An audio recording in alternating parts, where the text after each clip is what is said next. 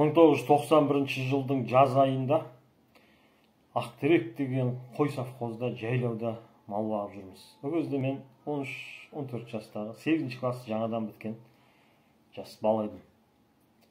Сол жылы көктемде жаңбыр қатты жауып, найзағай түсіп, менің өзімнен үлкен 72 жылғы ағам қайтыс болған. Оның қайтыс болуы менің әкеме өте қатты ауыр тиді. Қатты уайымға, қайғыға салынып кетті, қиялға салынып кетті. Сөйтіп 25-30 куплет өлең жазды. Ол өлеңді домбыраға салып айтқан кезде бүткіл ауыл жылайтын. Сол ағамның жаназасын шығарған ауылымызда Есен молда деген үлкен ақсақал болатын.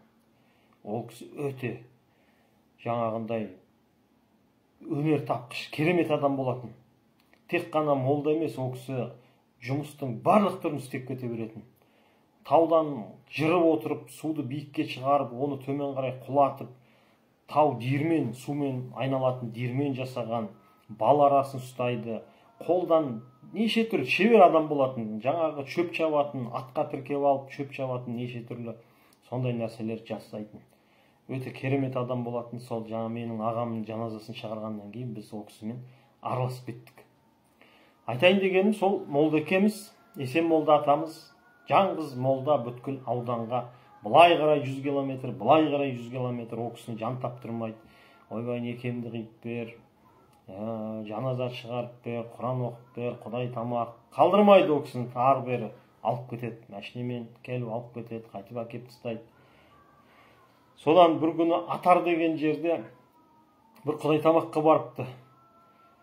Сөйтіп Құран оқып, тамақ жеп бола берген кезде үйдің егесі рұқсат сұрапты. Молдеке, сіз рұқсат берсеңіз, екінші Құранды ана төрде отырған жас бала, Қайрат деген жас бала, 25-30 жастағы сол кезде жас жігіт, сол оқысыншы деп өтініш жасапты. Енді Молдеке ойлапты енді ішінен, қай бір оқиды дейсің, сол кириллицамен қате-қате қылып жаттап алған шығар деп ойлапты. Оқыса оқысын депті. Бір кезде жаңағы Қайрат Құран оқыған кезде таң қалыпты молда. Біздің сөзімізбен айтқан кезде жағы түсіп қапты. Содан анау керемет оқиды дейді.